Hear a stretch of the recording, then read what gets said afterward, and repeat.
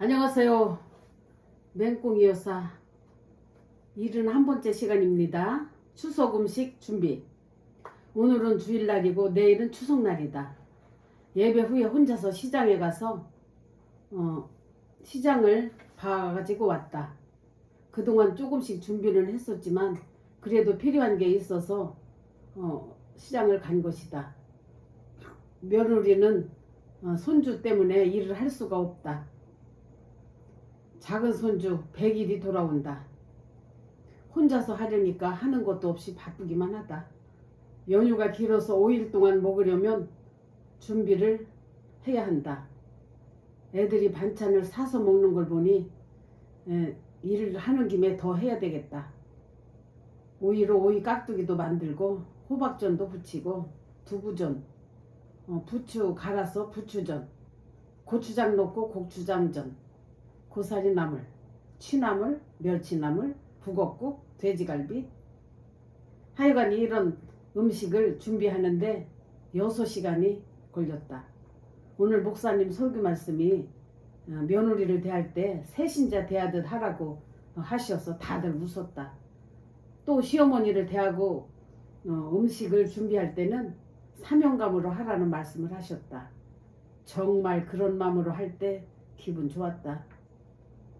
자녀들이 맛있게 먹어줄 걸 생각하니 감사하다는 마음으로 음식 준비를 했다. 문제는 안 하던 일을 갑자기 하니까 허리가 영 불편하다. 일하면서 연신 스트레칭을 하면서 했다. 어제도 민집사랑 돼지갈비 양념을 25근을 했었다. 음식을 다 만들어서 전부 싸가지고 아들 집으로 가봤다. 해가지고 간 음식을 아들이 정리를 하고 아들이 상 차리는 모습을 보니까 내 눈이 편치가 않았다. 제가 음식을 그렇게 해가지고 가니까 아들이 문 열어주고 아들이 모든 음식을 받아서 전부 다 통에다 넣어서 냉장고다 정리를 하더라고요. 우리 며느리는 그냥 왔다 갔다만 하시고, 며느리는 정말 왔다 갔다 애기를 돌보고 있었다. 세상이 달라져도 너무 많이 달라져서 처음엔 난 적응이 안 됐다.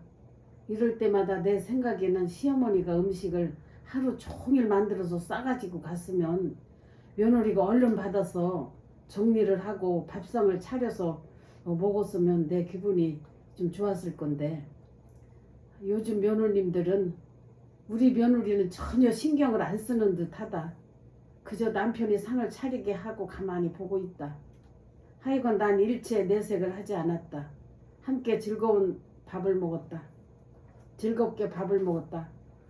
맥주도 한 잔씩 하면서 먹었다. 다 밥을 먹고 과일 먹으면서 놀다가 9시쯤 집으로 왔다. 얼마나 고단한지 오자마자 누웠다. 내일은 9시 반까지 국을 끓여서 간다고 했다. 물을 넣고 시원하게 소고기국을 끓이려고 한다. 고단한 하루 무사히 보낼 수 있어서 감사합니다. 2014년 9월 7일 명절날 아들 손주와 파주행.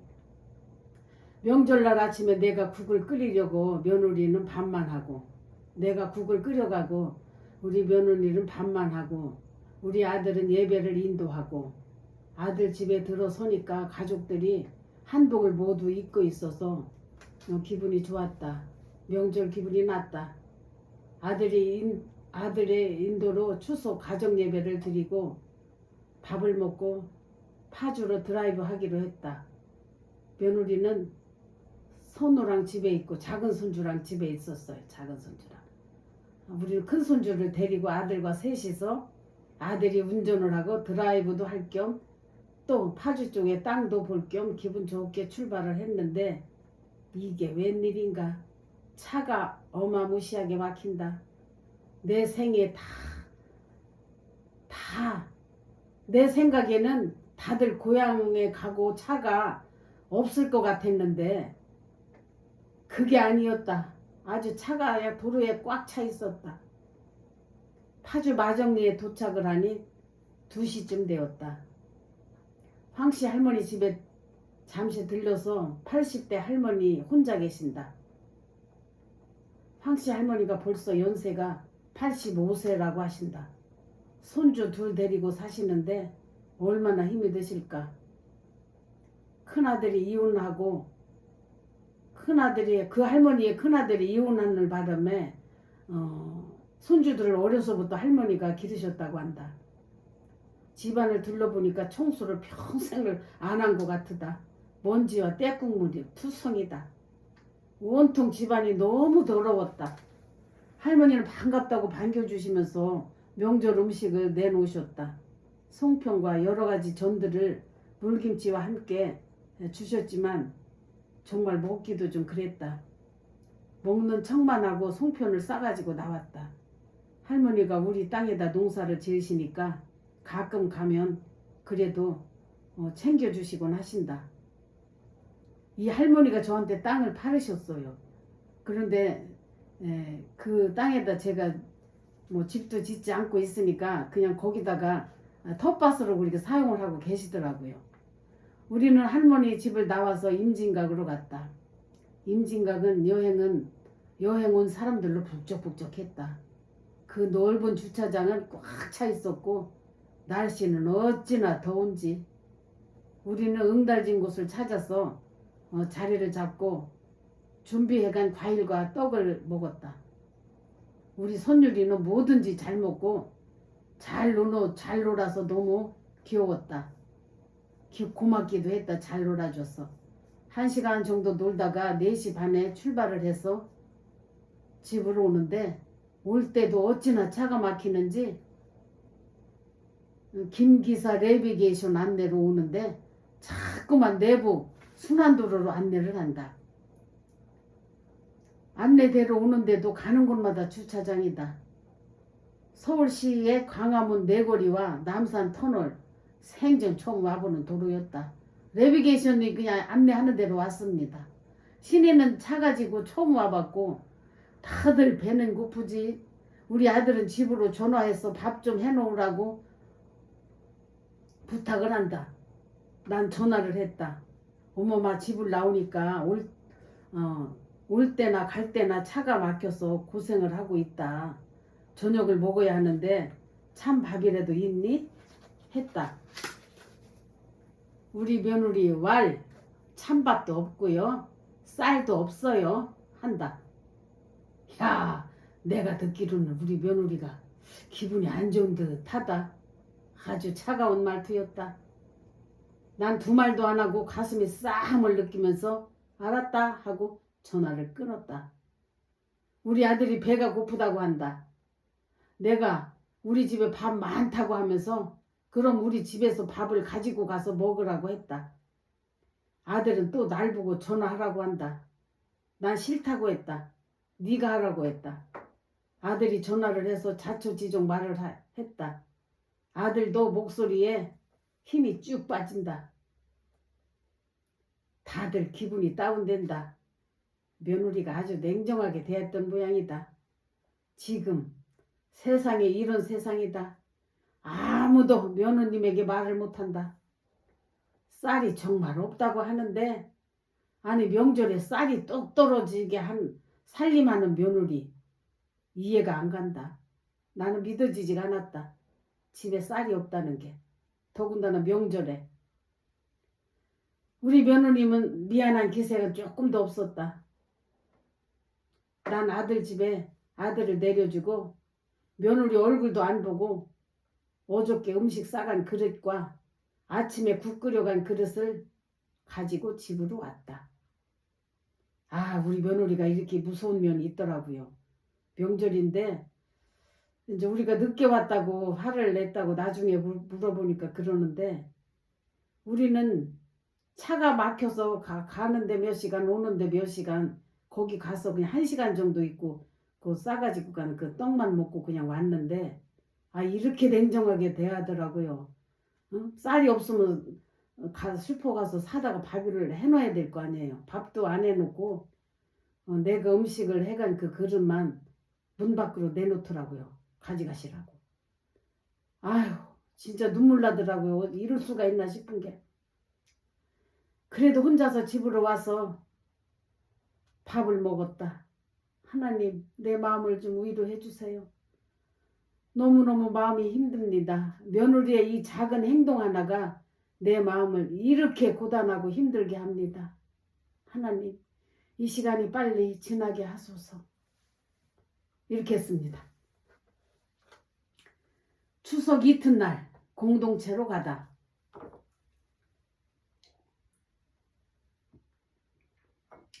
아침 10시 반경에 아들과 손율이 셋이서 공동체로 갔다.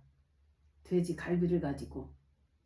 그리고 아침에 우리 며느님에게 어저께 무슨 일이 있었니? 하고 물어보았다. 며느리 하는 말, 네, 기분이 안 좋은 것 같았어요. 며느리 왈, 선우 낳고부터 계속 피곤이 누적돼 있었어요. 그렇게 말한다. 난 속으로 충격을 받으면서도 할 말을 잃었다. 세 마디의 말이 두고두고 내 가슴을 후벼댔다. 밥이 없어요. 쌀이 없어요. 선우 낳고부터 피로가 쌓여 있었어요.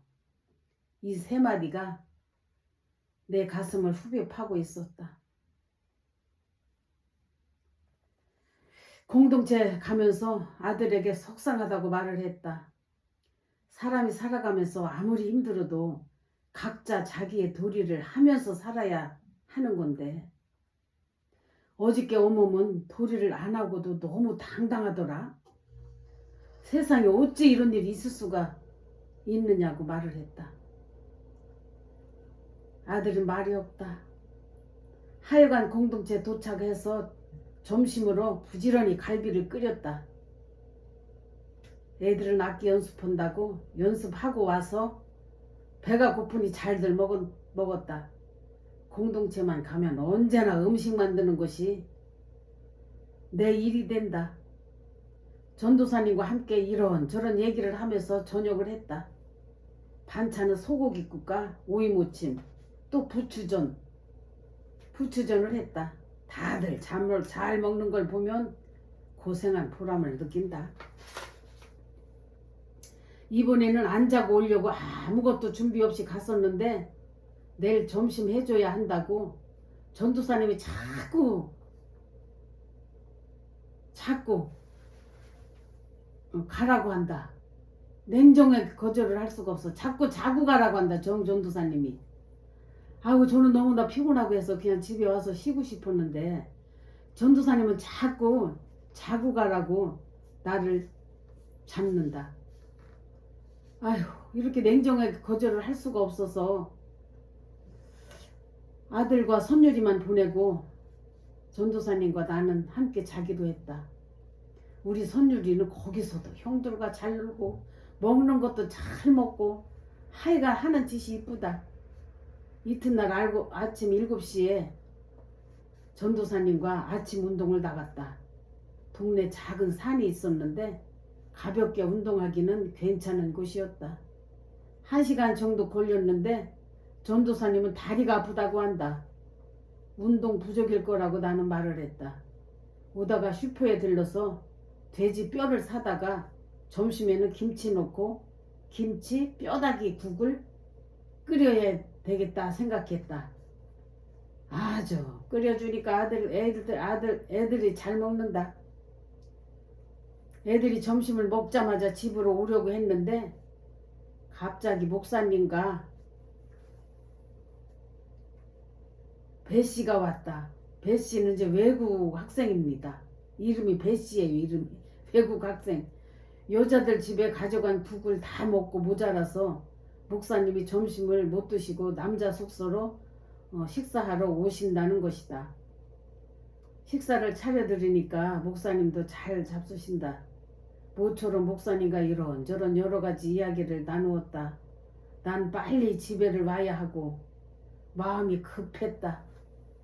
이유는 친정 막내 오빠를 저녁 식사에 초대했기 때문이다. 3시쯤 목사님은 가시고 전도사님이 이것저것 싸주시면서 큰 보따리를 주신다. 큰 보따리를 주신다. 전도사님이 우리 집에까지 태워다 줘서 고마웠다. 전도사님은 가시고 난 피곤했지만 음식 준비를 부지런히 했다. 돼지갈비하고 꽃게를 무 넣고 얼큰하게 끓이니까 맛있었다. 6시 반에 오빠가 처음으로 우리 집을 방문했다. 옛날에 잘 나갈 때는 올 수 없었던 오빠였다. 옛날에 오빠가 잘 살 때는 우리 집은 쳐다보지도 않았지요. 올 사람도 아니었고 바쁘셔가지고. 사업하다 실패하고 나니까 이제 동생 집에도 이렇게 오라면 이렇게 오더라고요. 아들, 딸 다 결혼해서 나가고 하는 일도 안 되고 금전적인 손실을 많이 본 우리 오빠다. 후유증으로 대출 이자와 안양에서 출퇴근하면서 또 올케와도 많이 멀어지고 몇 년을 그렇게 살다 보니 오빠도 지쳐서 너무 힘들다고 외롭다고 한다. 그래서 조금이나마 위로가 되지 않을까 생각해서 오빠를 초대를 한 것이다. 오빠는 술과 함께 식사를 맛있게 드셨다. 오랜만에 오빠와 함께 많은 대화도 했다. 명절도 큰 조카 집에서 잘 보내고 종훈이 하는 일이 잘 돼서 우리 큰오빠의 아들들입니다. 종훈이가. 돈을 잘 번다고 한다. 이번 추석에는 선자가 와서 선자는 둘째 오빠 딸입니다. 사촌들과 의논해서 막내 올게 회갑잔치를 우리 종훈이 조카가 경비를 전부 된다고 한다. 조카들이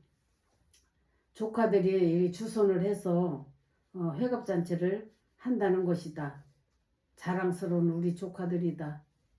우리 큰올케 돌아가시고부터는 우리 큰오빠가 일찍 올케가 세상을 떴어요.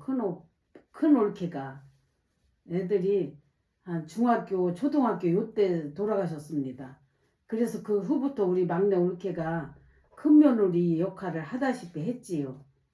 그러니까 그 그 오빠 자녀들이 그 작은 엄마의 그 헌신적인 것을 다 알고 너무 고맙게 생각하고 또 큰오빠 자녀들이 또 잘 됐습니다. 이렇게 잘 되니까 이제 작은 엄마 회갑잔치를 우리 그 조카가 해준다고 이제 한 거예요. 작은 엄마는 그때는 이제 생활이 어려웠지요. 오빠 사업이 기울어져가지고. 우리 작은 올케가 큰 올케 돌아가시고 큰 며느리 역할을 오랜 세월 동안 해왔다. 1년에 몇 번씩 돌아오는 제사며 명절의 음식이며 조카들 결혼할 때마다 부모님 역할을 해오셨다. 우리 올케 그동안 정말 수고가 많았다. 이제라도 그 많았던 수고를 조카들이 알아주니 다행이고 고마운 일이다. 젊어서 잘 살았던 올케가 오빠의 사업 부진으로 지금은 골프장 식당에서 월 200만 원을 받고 일한다고 한다. 너무 힘들어서 몸뚱아리가 안 아픈 것이 없다고 한다. 정말 너무나 가슴 아픈 일이다. 오빠는 소주 한 병을 다 비우고 술이 취했다. 올케에게 전화를 하더니 찜질방에 가서 하루 자고 출근하고 싶다고 한다. 올케의 불호령이 떨어졌다고 한다. 올케 일하는 곳으로 와서 함께 가자고 한단다. 오빠는 꼭 어린아이처럼 집에 가서 잠만 자고 올 건데 부인하고 관계도 안 좋고 하니까 집에 가기 싫은 거예요. 그러니까 찜질방에 가서 자고 출근한다고 한 것입니다. 왜 굳이 집으로 가냐고 하면서 대리기사를 부르니까 명절이라 안 온다고 한다. 오빠는 운전을 해서 가려고 하는 걸 내가 절대 안 된다고 했다. 우리 집 앞에 차를 놓고 오빠는 택시 타고 갔다. 올케가 무조건 집으로 오라고 하니까 이제 택시를 타고 간 거예요. 오빠가 떠나는 뒷모습을 바라보니 너무너무 가슴이 아프다. 사는 게 뭔지.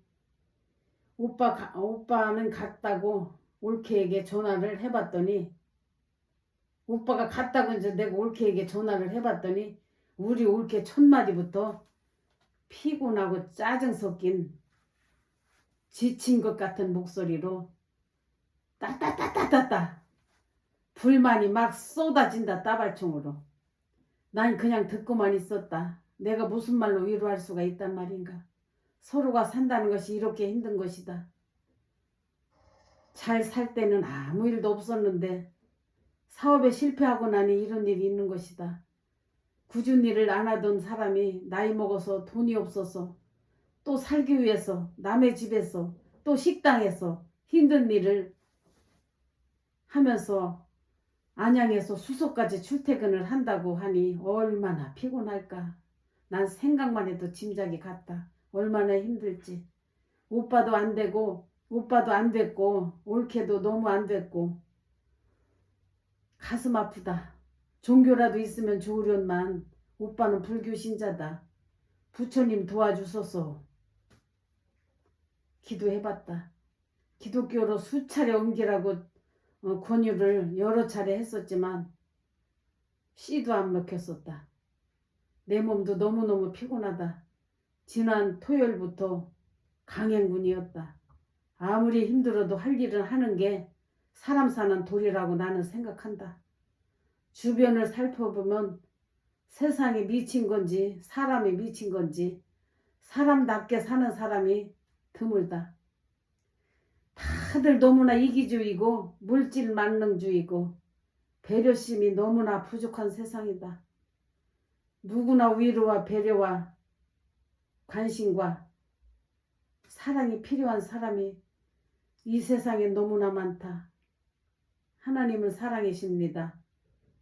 하나님, 사랑이 부족한 자에게 사랑을 주시옵소서.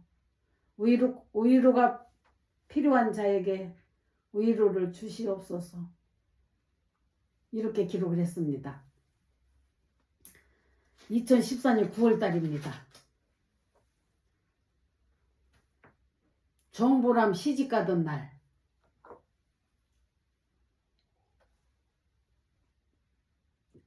오늘은 보람이가 시집가는 날이다. 친구 딸입니다. 보람이는.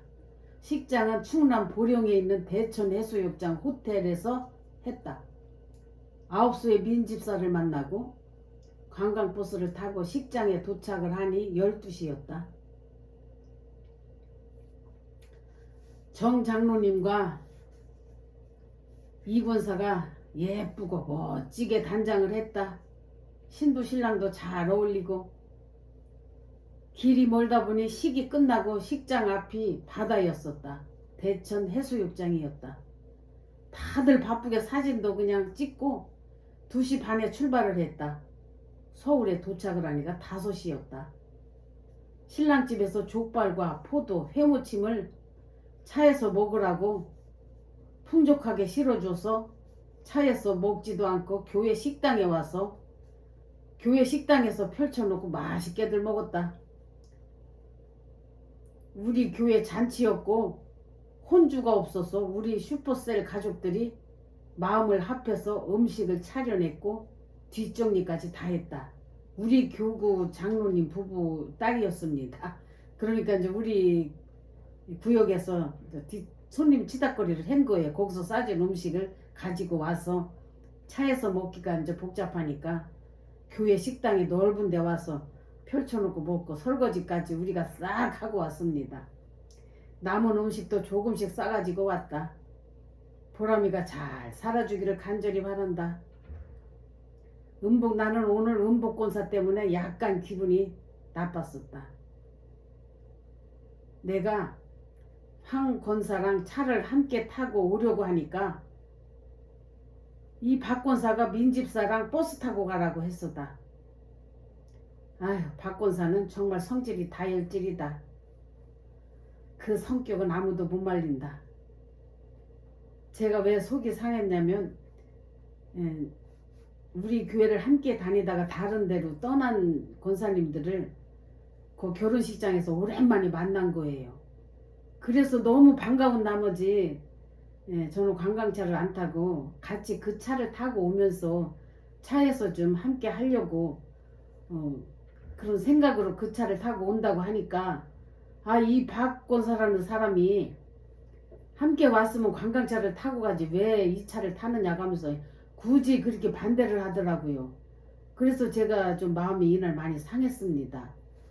그래서 어쨌든 다행히 잘 와가지고 교회 와서 그 싸준 음식을 가지고 또 이렇게 또 펼쳐놓고 먹는 또 그런 수고와 기쁨이 있었습니다. 2014년 9월달입니다. 다음은 동규 아빠가 치매가 왔나?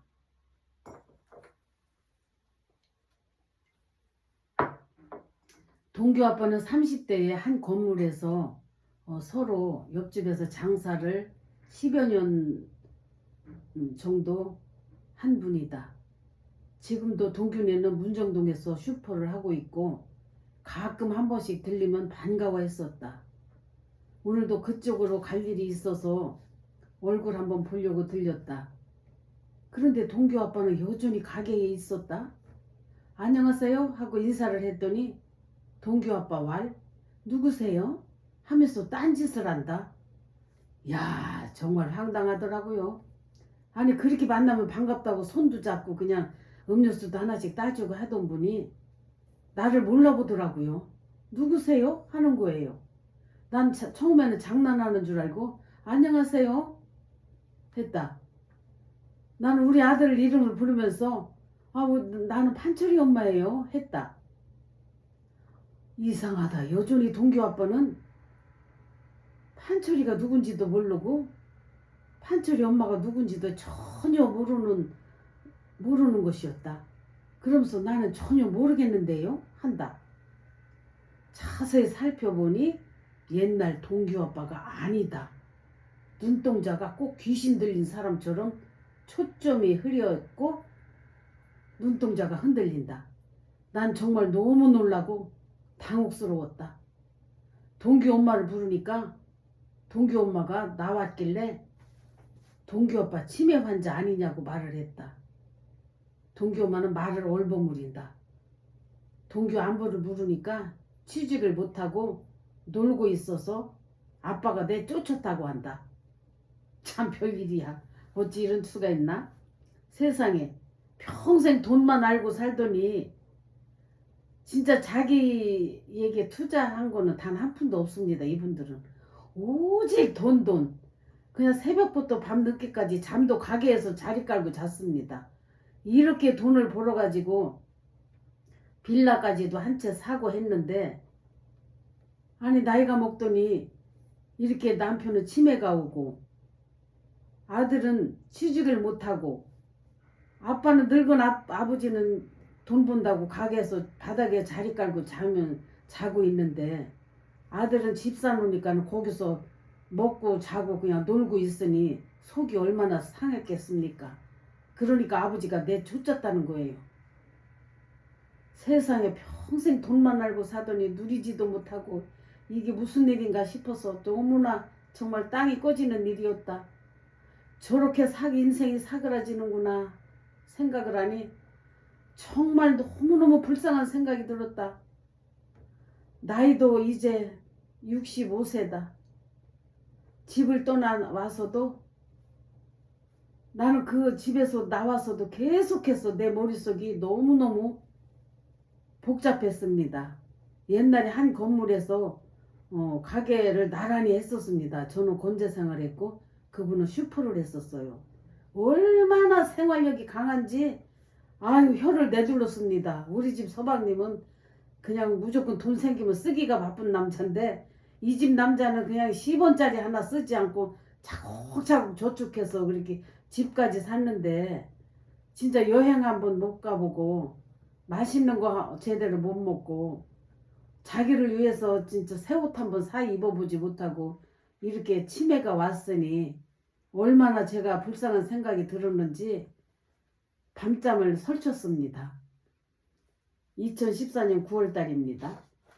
오늘은 여기까지 하겠습니다. 건강하세요.